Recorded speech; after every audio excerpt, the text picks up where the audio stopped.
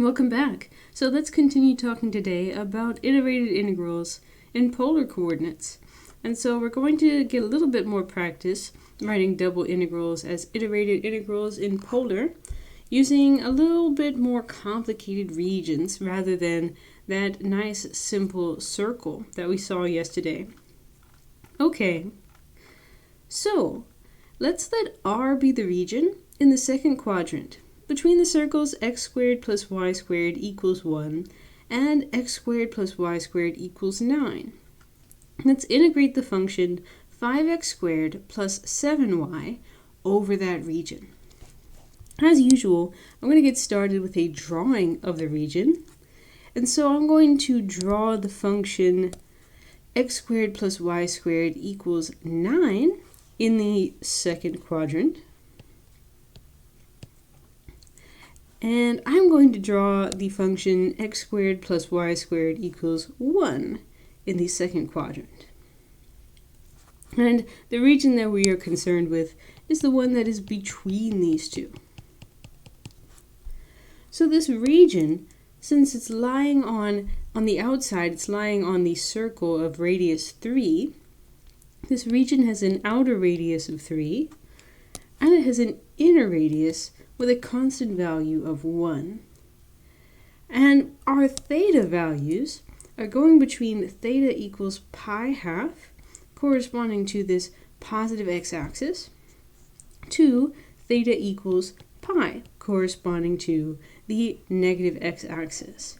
So that is the interval of valid values for theta. Now, let's set up our limits of integration.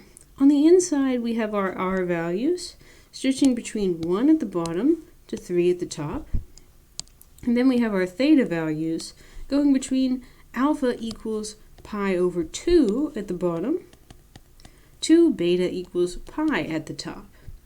And we're integrating with respect to r first, and then with respect to theta.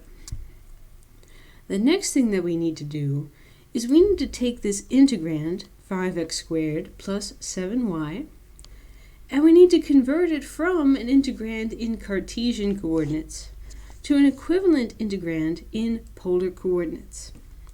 So everywhere I see an x, I'm going to replace x with r cosine theta. And if I see x squared, I'm going to replace that with r squared cosine squared theta. Now when I see y, I'm going to replace that with r sine theta. Now look at this quantity, look hard at it, pause the video and think to yourself, what is missing from this quantity right now?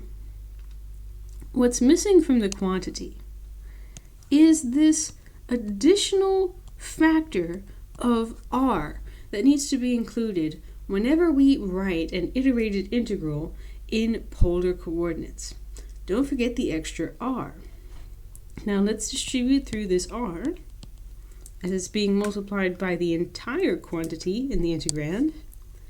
Integral from pi half to pi, integral from 1 to 3, the integrand 5r cubed cosine squared plus 7r squared sine theta.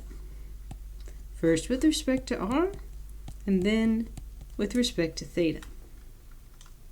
Okay, so let's work from the inside out.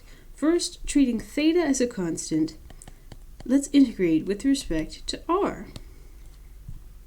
So theta is constant, which means that cosine squared theta is constant, so it gets to be treated like 5 and basically ignored. So applying polar power rule to r, we get 5 over 4 r squared cosine squared theta, and in the term in the back, something similar, 7 over 3 r cubed sine theta,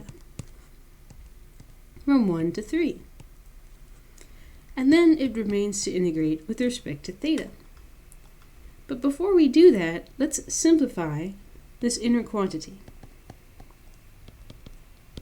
When r is 3, we get 5 times 81 over 4 cosine squared theta. And when r is 3, we get 27 times 7/3 sine theta. When r is 1, we get 5 over 4 cosine squared theta, so we'll subtract that. And then when r is 1, we get negative 7/3 sine theta. Okay, now let's go through and combine a few like terms. For example, if I have 5/4 times 81, and I have 5/4 times 1, essentially, then these can be combined into 5/4 times 80,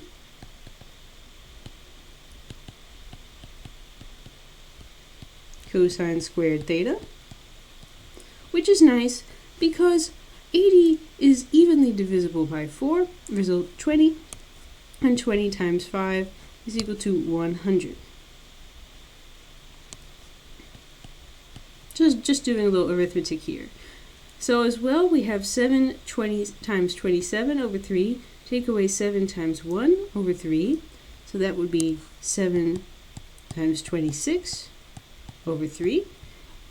But unfortunately, that doesn't simplify nearly so nicely. So I think we'll probably have to leave it at that. Okay, so now let's integrate with respect to theta. Term by term, and since we have a cosine squared, it may be helpful to rewrite cosine squared in the form 1 plus cosine of 2 theta divided by 2. And I've just moved that over to the outside here. Same sort of techniques and tricks you would have used back in calculus 2. Alright, now I still haven't actually integrated with respect to theta yet. So I've just rewritten and changed the appearance of the integrand. But my time has come to actually integrate this. So we have 50 times theta plus what is now sine, after taking the integral, 2 theta over 2 plus 7/26 over 3, and sine, the integral, is minus cosine.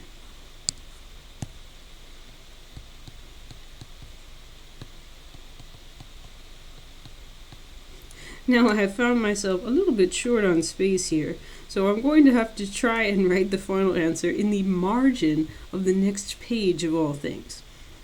If I plug in pi to this expression, I'll get 50 pi minus sine of 2 pi, which is 0, and then cosine of pi is negative 1. If I plug in pi over 2, then sine of 2 times pi over 2 is also 0. And cosine of pi over 2 is 0 as well. So that term actually vanishes in the back. So here, down on the margin of the next page, is the final answer to this integral. We have 50 pi plus 7 times 26 over 3 minus 50 pi over 2. This can of course be simplified a little bit further, but I will leave that to you as an exercise if you're interested. Our goal was to describe the process of setting up and calculating a polar integral over this more complicated region, and we've achieved that. Okay, now let's go ahead to another example. This one's a little bit more interesting even than the one before. Let's find the area of one loop of the polar rows. R is equal to cosine of 4 theta. Now I think that it may be informative actually to go ahead and get a graph of this polar equation. Alright, so here we are in Desmos.com, and Desmos does a great job graphing polar equations, and this rows, so-called rows, is the graph of the polar equation that we're given in our exercise, r equals cosine of 4 times theta. And so when they refer to one leaf of this rose, they're referring to one of these loops, such as I'm indicating with the mouse cursor here. This loop here, sort of around the x-axis. Let's see if we can find the area of such a thing. So let's take one leaf out of the picture that we saw in Desmos. And this leaf is obtained from the function r equals cosine of 4 theta. And our goal is to find the area of this loop. Now remember that we can find the area of a region by integrating the function 1 over that region. So let's try and set up an integral for this region of integration R so that we can find its area. Now the first thing that I'm going to do is I'm going to try and identify who represents the inner radius and the outer radius throughout this rose. Now notice that any point in this rose leaf, or petal perhaps, can be squeezed between an outer radius formed by the function r equals cosine 4 theta and an inner radius of 0, bringing us all the way back to the origin where the rose's petal is sort of centered and fixed. So I'm going to integrate as r goes from 0 here at the origin all the way out to the edge of the leaf, r equals cosine 4 theta.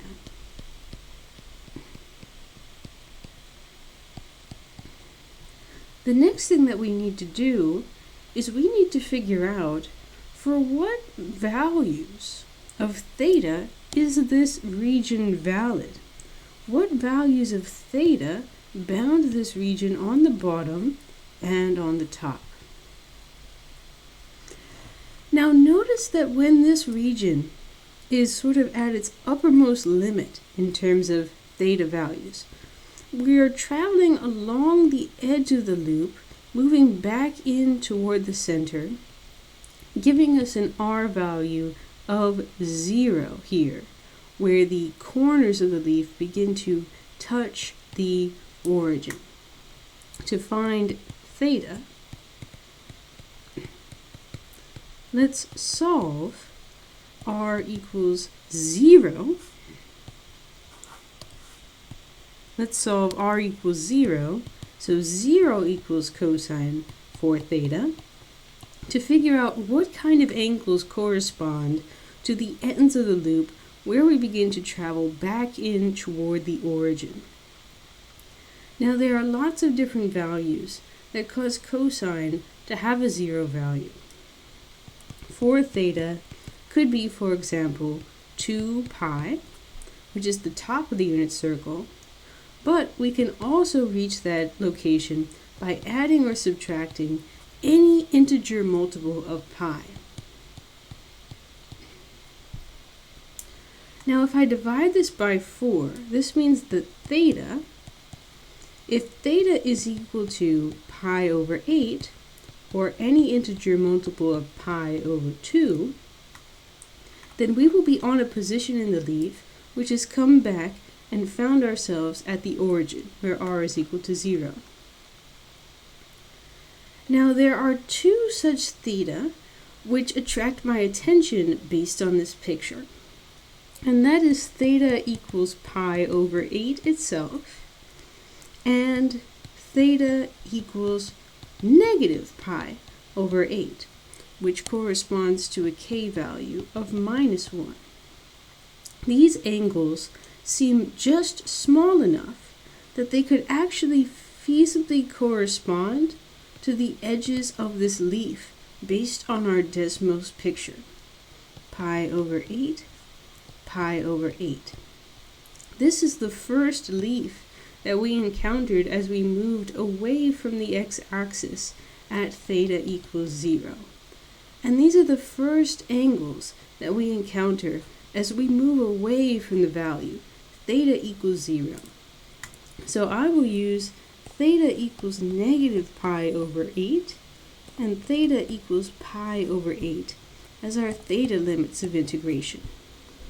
And finally, since I am integrating in polar, I will multiply the integrand of 1 by the mandatory extra factor of r. So now let's go ahead and integrate this. Theta goes from negative pi over 8 to pi over 8. The integral of r with respect to r is r squared over 2. Integrated from r equals 0 to r equals cosine of 4 theta. Now if I plug that in, I get the integral from negative pi over 8 to pi over 8 of cosine squared 4 theta. And then it remains to integrate with respect to theta. And so we'll use the same trick that we used last time, where we start by rewriting the integrand using the double angle identity as 1 plus cosine of 2 times 4 theta, and cut that in half. And then we can integrate using the chain rule.